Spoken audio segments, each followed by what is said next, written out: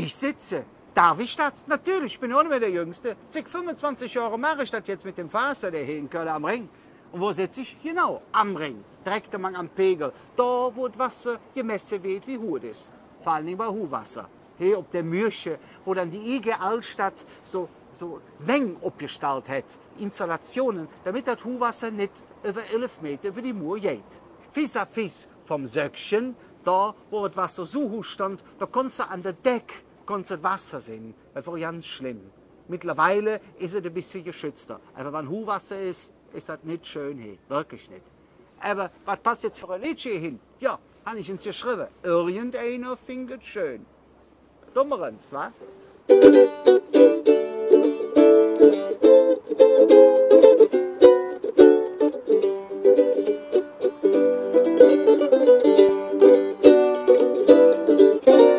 Am 11.11. da war ich ob Jück, neben Jansfeld, ich wurde bald zurück.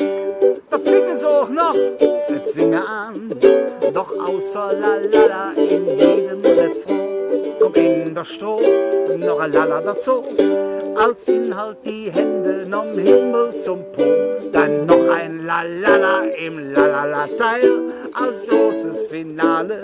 Köln ist geil, aber was willst du machen?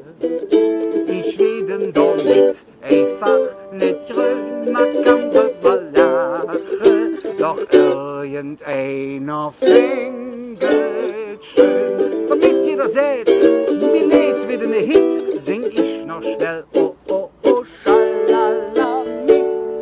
Aber was willst du machen? Ich will doch nicht einfach nicht grün, man kann drüber lachen, doch irgendeiner findet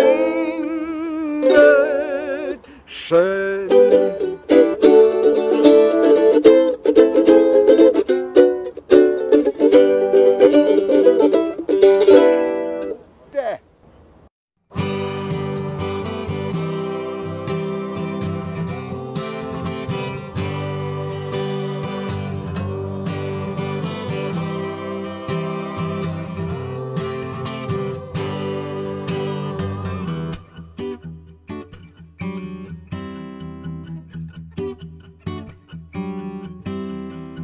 Ze schwaanden al van normaliteit.